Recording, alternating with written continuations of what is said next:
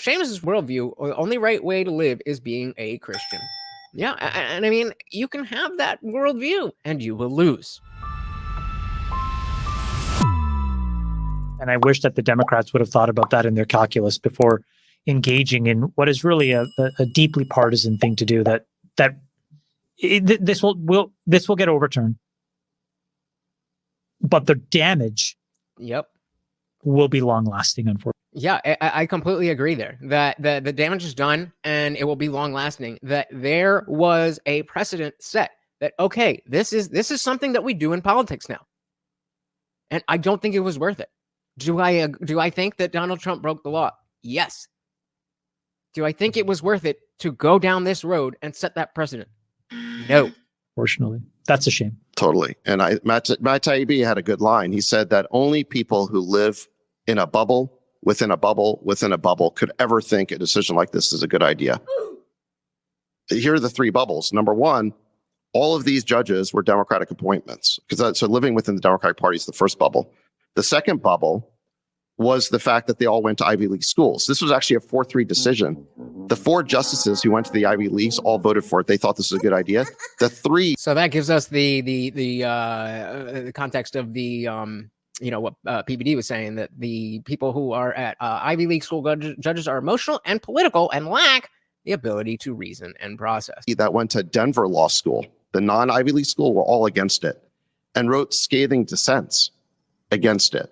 Imagine so that tells you the second bubble is the Ivy League. The third bubble is people who've been totally marinating in the mainstream media and their coverage of this because they think that they can just conclude that Trump is guilty of an insurrection because it's just a fact according to the media they listen to. Yeah, and it's almost cliche at this point to talk mainstream media. But it's still working people over. I mean, it's still working people over. Well, let's finish. Trump has never been convicted of that crime. He's never been charged of that crime. He's never even been charged with it. Bingo. There we go. Thank you, Ayush. Yeah, I mean, that is definitely telling that there's I remember Alan Dershowitz was also, a liberal lawyer saying that this is not right. It's not right. You don't have to enjoy the man to understand that this is wrong. And it's terrifying that there's people who just, they don't care. They're like, I don't care that it's wrong. I'm just going to believe the other people that told me it's right and not look into it. And it's right. Moot said one bubble is they're not insane. Second bubble is they're educated. Oh, they're educated. They are very educated. Find God. You got to be aware that wait, I want to get back to what we were talking about. God. Demonism. Talked before about religion. Christianity is like the battlefield of the culture war, and you were talking about demonism and Satanism creeping into the culture in a lot of ways. I think one of the problems with Christianity is that it encourages people to be subservient to a church, and then therefore subconsciously they become subservient to a government. Like, why aren't they saying no? Well, that makes so much sense. Why people who've left Christianity fell into leftism, because they are used to being subservient. Brilliant point. Has as many masters as he does vices, and the reality is you're a slave to something, and if you choose to be a slave to God as opposed to the government, you will be the most difficult possible man to conquer. Fine, I agree with you, Seamus, but just saying that doesn't make people not make themselves a slave to the government. I agree with you, but what are you going to do about that? Well, I guess if you want to choose the dark side, then you can choose the dark side. That doesn't help America on Earth today. That doesn't help. It's not good enough to just say, well, we're better than them. It's not enough. I just said Rachel Maddow, Chunk, Anna, Crystal, and Kyle are claiming it's totally fair and more states should follow suit. Not surprised. Not surprised. I am a little surprised at, maybe not surprised, but of all of these people, Anna is the first person that I would think would be like, I mean, maybe we shouldn't be doing that. But it's Trump. And, as much as she's, moved in her positioning over the last few months, TDS is a real bitch. But it's the way they define God. It's the way they define God. I don't remember how this goes. It's the way they define God. Remember, I always tell you guys, when you go to, for the Christians, when you go to church on Sunday, before you walk in, ask yourself the question, what is God? Have an articulated answer in your mind. Then you go and sit in your pew and you turn to the person to your right. You ask them the same question, what is God? And they will give you a different answer. Then you turn to the person to your left, ask the same question, and you will get yet a third answer. How do you define God? Be the most difficult possible man to conquer. But it's the way they define God. You got to be aware that they're We not didn't define manipulating God. you. He told us who he was. I think Ian. Okay, fine, Seamus. We didn't define God. He told us who he was. Okay, well, then explain to me what he told what he told you. Do you think it's going to be the same thing as the next Christian? It's not. You said you're right. Anna's still squirming on this. In Seamus's worldview, the only right way to live is being a Christian. Yeah, and I mean, you can have that worldview. You can have that worldview. And you will lose in the political realm. People just do not believe anymore. There's a lot of people who, through their 20s, maybe they weren't religious, but they didn't go through they didn't cross the line into being an atheist, or maybe they thought they were or whatever. And you see a resurgence. There's a lot of people coming back to it. But, and should I do this now? Fuck it. Let's do it. So, Ayaan Hirsi. How many of you are familiar with this lady, Ayaan Hirsi Ali? Ayaan Hirsi Ali. She, so let's just do the basic Twitter thing, or Twitter. So she is a Somalian-born Dutch-American writer, activist, and former politician. She is a critic of Islam, an advocate for the rights of self-determination of Muslim women, opposing forced marriage, honor killing, child marriage, and female genital mutilation. So she, at the age 5, local traditions in Somalia, Ali went under female genital mutilation. Her family moved across a bunch of countries. 23, she received political asylum in the Netherlands, gaining Dutch citizenship, and came over to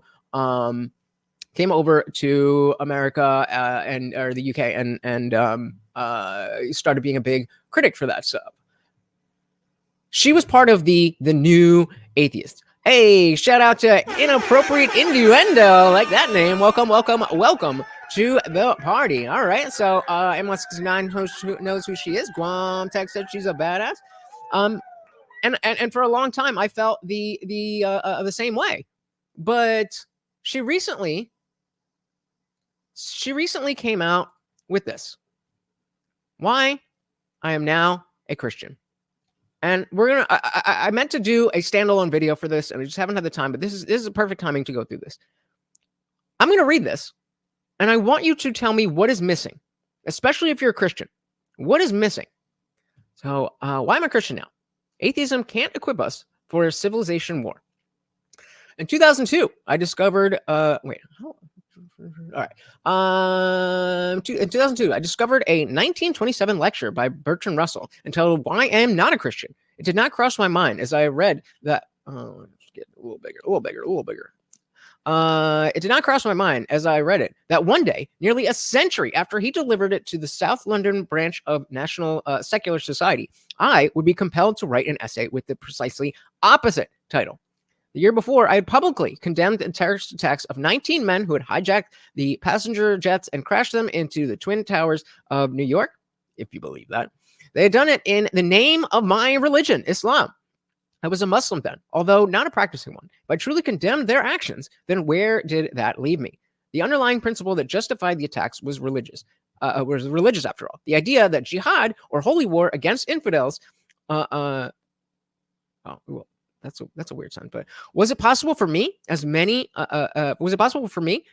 members of the Muslim community, simply to distance myself from the action and its horrific results?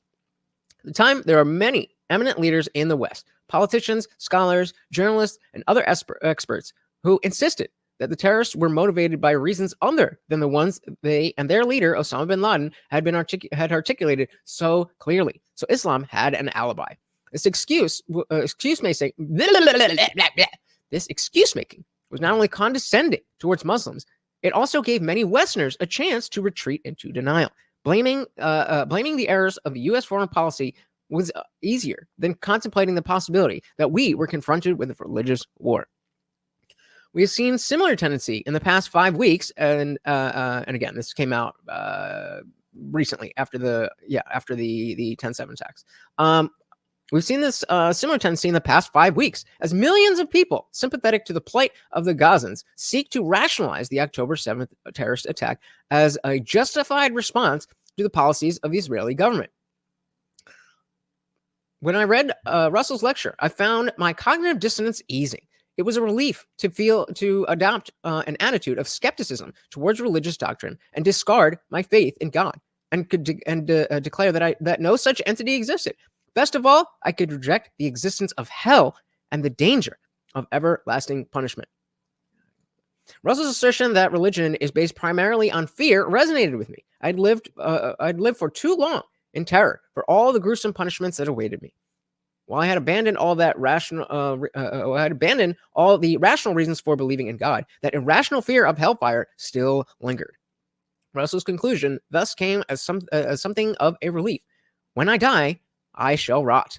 To understand why I became an atheist 20 years ago, you first need to understand the kind of Muslim I had been. So, okay, we're gonna skip that part. She worked with the Muslim Brotherhood. She got her turned to all that shit. Muslim Brotherhood, Islamic study, special hatred for Jews. You can see why someone who's been through such religious schooling, atheism seems so appealing. Bertrand Russell offered a simple, zero-cost escape from an unbearable life of self-denial and harassment of other people. For him, there was no credible case for the existence of God. Religion, Russell argued, was rooted in fear. Fear is the basis of the whole thing. Fear of the mysterious, fear of defeat, fear of death. As an atheist, I thought I would lose that fear. I also found an entirely new circle of friends as different from my preachers of the Muslim Brotherhood as one could imagine. The more time I spent with them, people such as Christopher Hitchens and Richard Dawkins, the more confident I felt that I had made the right decision. For atheists were clever. They were also a great deal of fun. So what changed? Why do I call myself a Christian now? Again, something should have been mentioned so far, but not. But okay, now we're talking about her Christianity. Part of the answer is global. Western civilization is under threat from 3 different but related forces: the resurgence of great power authoritarianism and expansionism from forms of the Chinese Communist Party, and Vladimir Putin's Russia. The rise of global Islamism, which threatens to mobilize a vast population against the West, and the viral spread of woke ideology, which is eating into the moral fiber of the next generation. We endeavor to fend off these threats with modern secular tools, military, economic, diplomatic, and technological efforts to defeat, bribe, persuade, appease, or surveil. And yet, with every round of conflict, we find ourselves losing ground. We are either running out of money with our national debt in the tens of trillions of dollars, or losing our lead in the technological race with China. But we can't fight off these formidable forces unless we can answer the question, what is it that unites us? The response that God is dead, shout out to Nietzsche, seems insufficient. I agree. It is insufficient. Atheism is not an answer. Atheism is a starting point. So too does the attempt to find solace in the, quote, rules-based liberal intentional order. The only credible answer, I believe, lies in our desire to uphold the legacy of Judeo-Christian tradition. Okay? Again, anybody shout it out when you see what is conspicuously missing from an article that's labeled, "Why I Am Now a Christian." You just shout it out. The legacy consists of an elaborate set of ideas and institutions designed to safeguard human life. Where'd I go? Freedom and dignity from the nation state and the rule of law, the institutions of science, health, and learning. As Tom Holland has showed in his marvelous book Dominion, all sorts of apparently secular freedoms of the market, of the conscious, and of the press find their roots in Christianity. And so I have come to realize that Russell and my atheist friends failed to see the wood for the trees. The wood is a civilization built on Judeo-Christian tradition. It is the story of the West, warts and all. Russell's critique of those contradictions in Christian doctrine is serious, but is also too narrow in scope. For instance, he gave his lecture in a room full of former, at least doubting, Christians in a Christian country. Think about how unique that was nearly a century ago. How rare it still is in non-Western civilizations. Could a Muslim philosopher stand before an audience in a Muslim country, then or now, and deliver a lecture with the title, Why I'm Not a Muslim? In fact, a book with that title exists, written by an ex-Muslim, but the author published it in America under a pseudonym. It would have been too dangerous otherwise. To me, this freedom of conscience and speech is perhaps the greatest benefit of Western civilization.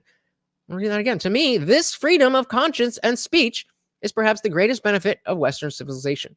It does not come naturally to man. It is the product of centuries of debate within the Jewish and Christian communities. It was these debates that advanced science and reason, diminished cruelty, suppressed superstitions, and built institutions to order and protect life, while guaranteeing freedom to as many people as possible. Unlike Islam, Christianity outgrew its dogmatic stage. Okay.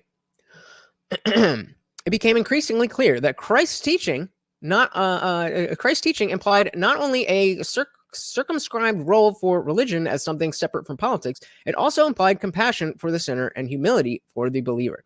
It'll be not. So look how far down we are before she even mentions Jesus Christ. Before she even mentions it. So I mean, you guys. I'm gonna drop the link to that if you guys want to go. Shit, did that work? Hold on. If you want to read the rest of it, but point being, there's a lot of people doing this. Well, things are looking bad, and there's no moral structure, so I'm just gonna go with Christianity, even if I don't believe in the stuffs. How long do you think that's gonna work? How about, instead of just retreating into, well, I guess I'm just going to stay in this little corner with the Bible, how about we come forth and say the American identity is what brings us together? It's just a smokescreen. You don't know what to do with your principles and your values. And because the Republicans have been so good at shaping it as exactly Christianity, now you feel like you're a Christian when you don't actually believe in God or Jesus. You just like what they say. Well, guess what? Me too. I like what the Christians say. I like what the Jews say. But I'm not one because I don't believe. And maybe it's just me, but I think that should be a core part of a Christian. Accepting Jesus Christ as a savior. Accepting the existence of God. But that's just me. Thanks so much for watching, guys. If you enjoyed that clip, check out the full live stream link in the bio and catch me live every Monday, Wednesday, Friday, 8 p.m. Eastern. See you there.